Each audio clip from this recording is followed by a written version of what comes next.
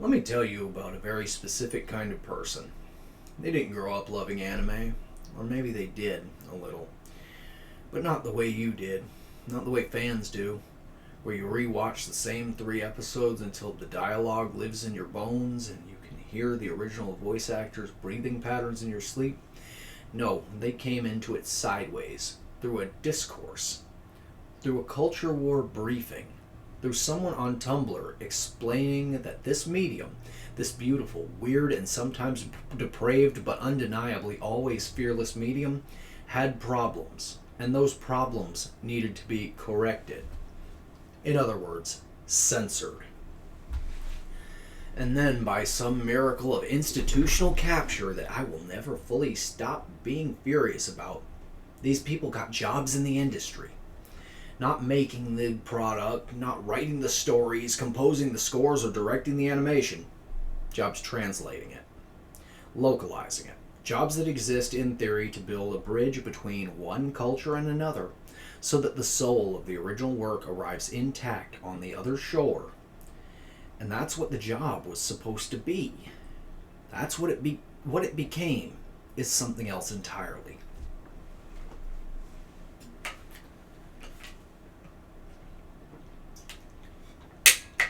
Here's how you spot the pattern.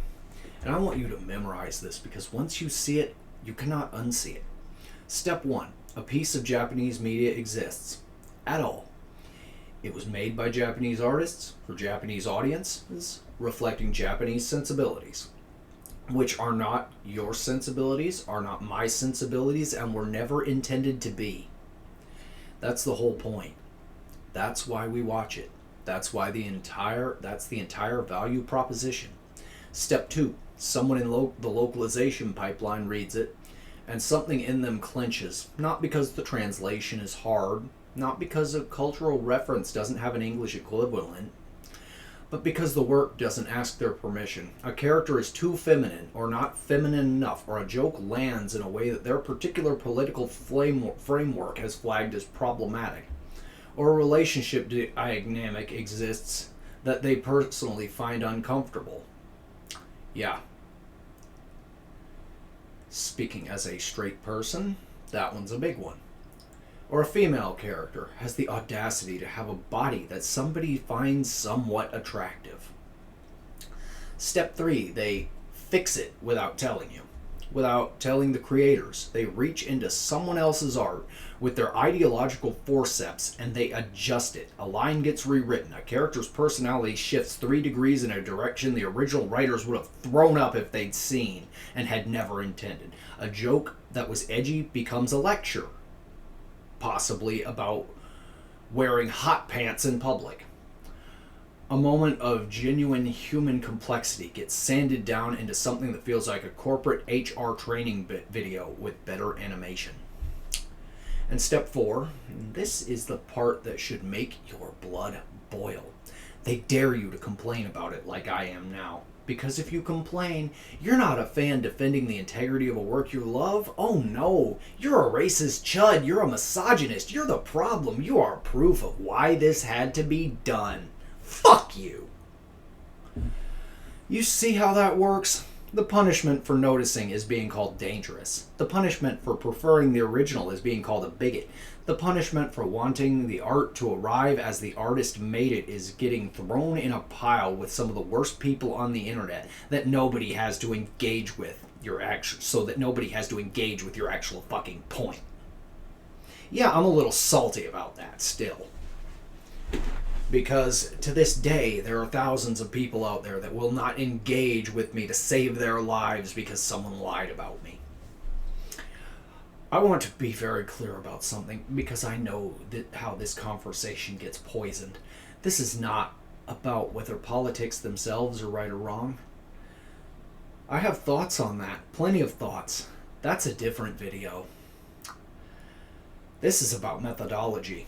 This is about the specific act of taking someone else's creative work they spent years making, work that carries their fingerprints and their culture and their intent, and rewriting it to reflect your worldview instead of theirs. Without credit, without disclosure, without consent. If I wrote a novel, which I am, And some of you know I'm doing exactly that. A translator took my manuscript, decided my characters said things they disagree with, and rewrote my dialogue to reflect their philosophy instead of mine, then sold it under my name. That is, at that point, is not translation. That is erasure with additional steps. The fact that the target is anime doesn't make it any less of an erasure, because it's not just anime being affected by this, let's be real. The fact that the people doing it have progressive politics doesn't make it less of a violation. The politics are irrelevant. The act is the problem. Because here's what they've actually found, and I think some of them know it, even if they never say it aloud. They found a job that lets them punish art for existing without their permission. That's it, and that's the whole fucking thing. Japanese media has never asked for Western progressive approval. It has never structured itself around what makes a specific American subculture comfortable. It has told stories about violence, desire, grief, power, transformation, and a full catastrophic mess of being human. And it has done it with a kind of creative fearlessness that a lot of Western media abandoned somewhere around the time focus groups became their gods.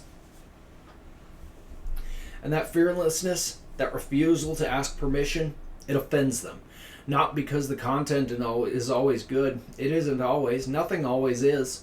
But because it exists on its own terms. And things that exist on their own terms outside of the permission structure, outside of the approval matrix, are a threat to people who built their entire identity around being the ones who grant permission.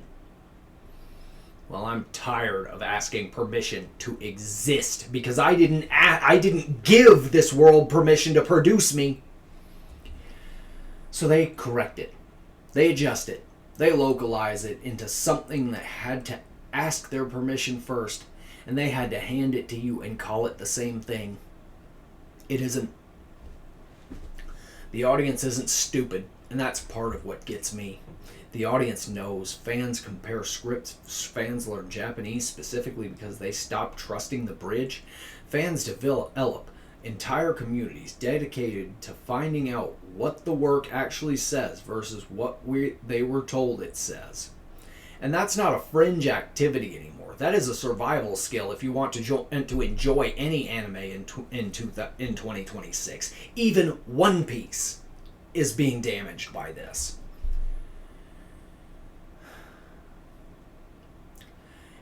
And the response from the people doing this, usually some variation of the original Japanese doesn't translate directly, or localization requires adaptation, or my personal favorite, if you don't like it, learn Japanese. Yeah, people are. That's how fucking retarded it got. And yes, I can use the word retarded. Don't fucking tell me I can't. I have enough going on in my head to be able to. I love this medium. I have loved it since before it was acceptable to admit you loved it, and I had the shit beaten out of me for loving it as a child many times.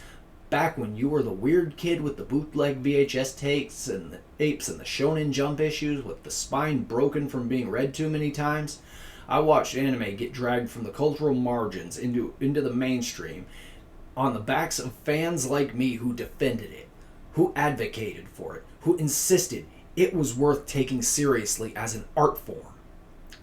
And now, the people translating it eat it like it's a manuscript that needs to be corrected before it's fit for publication. That's not love. That's not even professionalism. That is ideological hate wearing a translator's badge.